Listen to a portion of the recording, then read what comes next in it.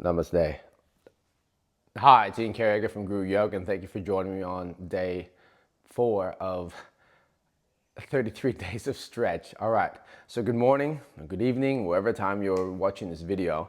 We are at day 4, and hopefully you've started to progress with your practice, practicing in the morning, practicing evening, practice at night.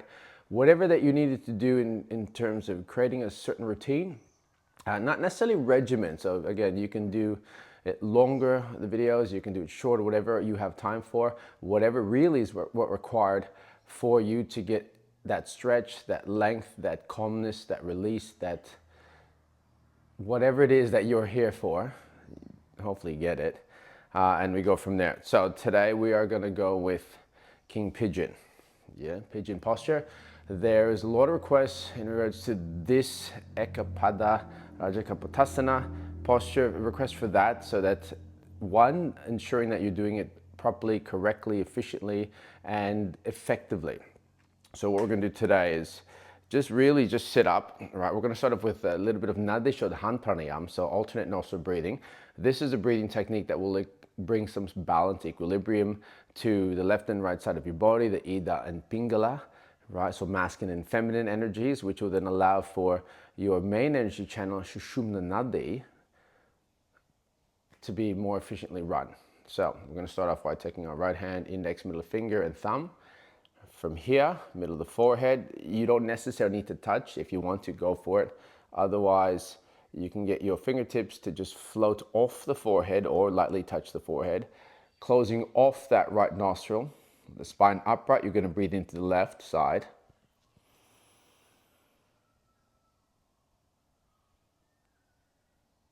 Pause, close off the left nostril with your ring finger, release the right, and then slowly and gently exhale.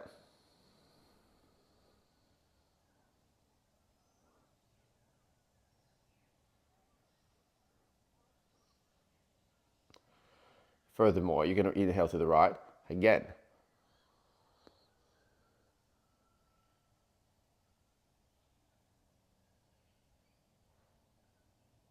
Pausing, right side shuts with the thumb, left side opens, exhale.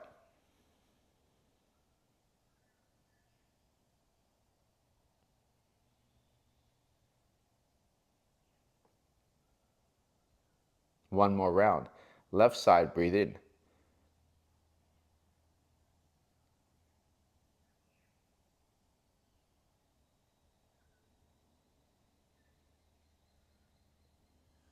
Switching, right side, breathe out.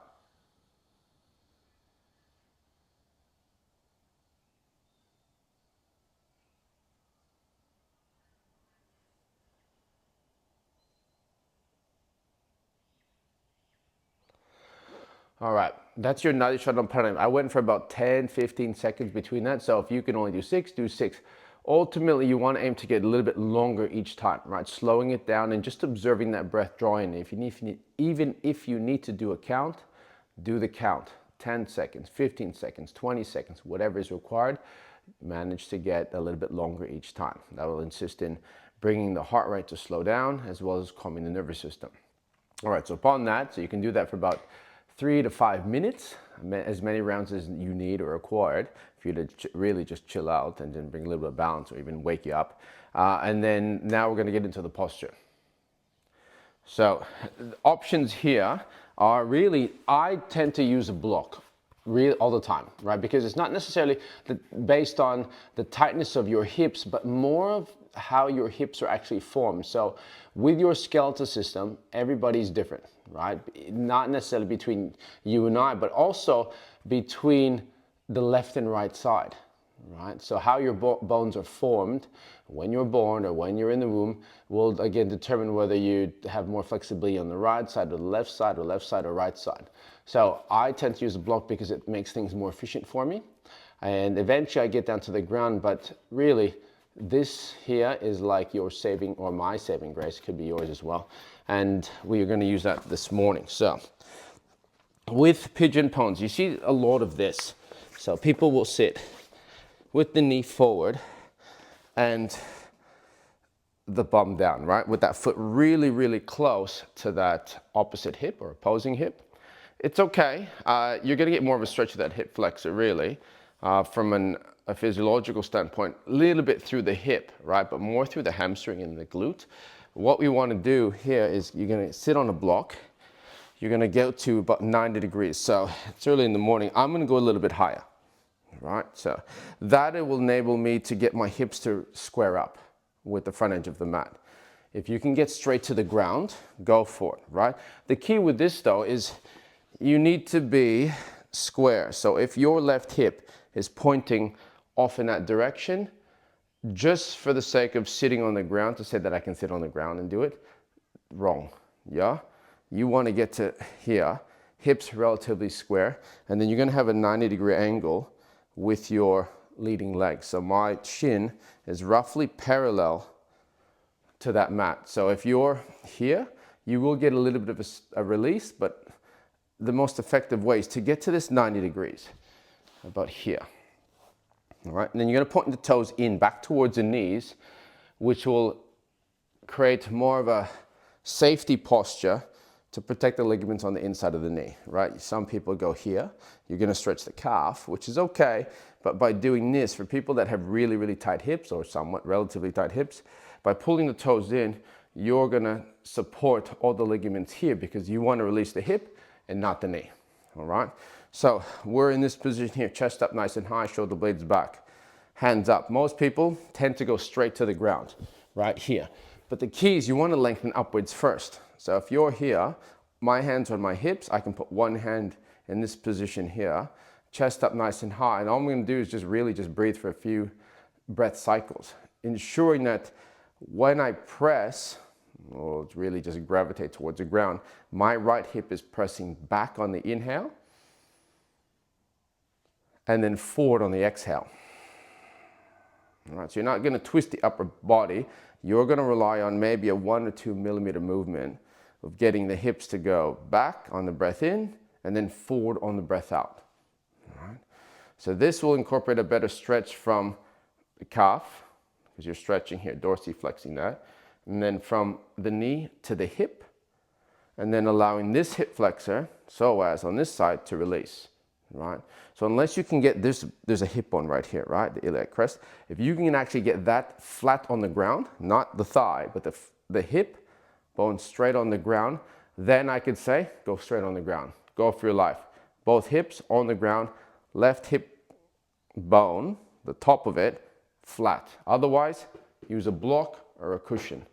All right, so we're here. Variations of this, after you've been holding it for about 10 hours, really, for some of you, is going to be left hand across, or if you're doing the opposite leg, across. So left hand across the knee in this instance, and then right arm behind the back. You can take the opposite hand, which is your right, on the outside of the left hip. So that could work. And then you're going to start to lift on the breath in and then turn on the breath out. Right. So that is an option right there for you. The next option, you can go straight arms onto the fingertips, but the key is to lift the chest up, right? So leading the spine to lengthen on the inhale, pushing the right hip back, and then left hip presses forward on the exhale. So again, it's a long breath in to lengthen, right hip back, left hip forward, and then exhale.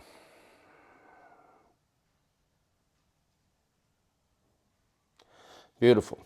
All right, so now I'm just going to switch to the left hip to get a little bit of bounce. And because I injured my left hip way back when, I also tend to go really high on this. Usually I go a little bit lower on the right. But what we can do is, for the next option, again, is pulling the toes in, right hip presses forward this time, left hip pushes back. You can take your opposing hand from whatever hip you're releasing, and then you're going to just twist. So the spine's going to go forward on the inhale, and then you're going to turn on the exhale. You're going to really feel that stretch. So continue to integrate the breath into the posture, pulling the shoulder blades back away from the neck, and then lengthening the spine. So you're going to breathe in, you're going to turn, and then you're going to exhale. So continue that for about 2 minutes. It may be a lot of suffering for you in the next 2 minutes, but honestly, it will provide you with the best benefits to release the hips, which will then release the spine, which will then take pressure off the neck and shoulders. All right, so say we're here, right? Pulling the toes in, chest up nice and high, neck long. Another option is to get the arms to go as far forward as you can, right? From here, long. Shoulder blades back, breathing in. Left hip pushes away as the right hip pushes forward, and then exhale. So keep the arms straight because of the fact that we want to be able to still engage the core, right? You're using your bandhas, or locks as we call it, so Mula Bandha, pelvic floor, Uddiyana Bandha, which is your transverse abdominis. Sometimes Halahandra Bandha, which is a throat lock. It's like tucking your chin slightly in.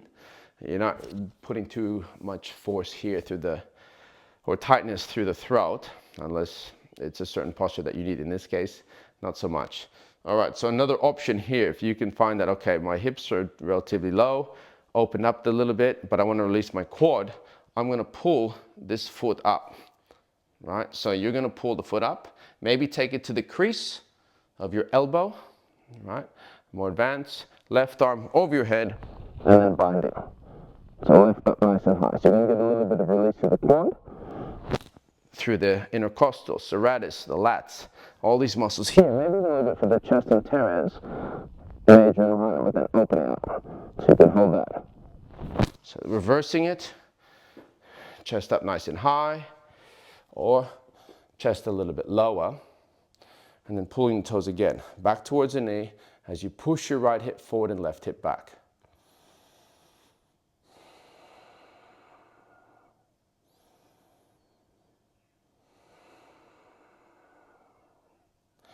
And if you find you want to do a counter posture after getting out of this, holding it for a day or so, you can go back to here, right? Toes back, feet wider than the hips. This is Virasana. We've done that in a previous video. And this is the counter posture. So we did an external rotation with the hips, with pigeon or king pigeon, and then internal rotation in the hips with hero posture. So that is your posture that you can work on for the next however how long. Integrate that into your practice, and hopefully you'll manage to get a little bit more release to the hips, which will then release the low back. Thank you for joining Ian at Gewrew Yoga. Namaste.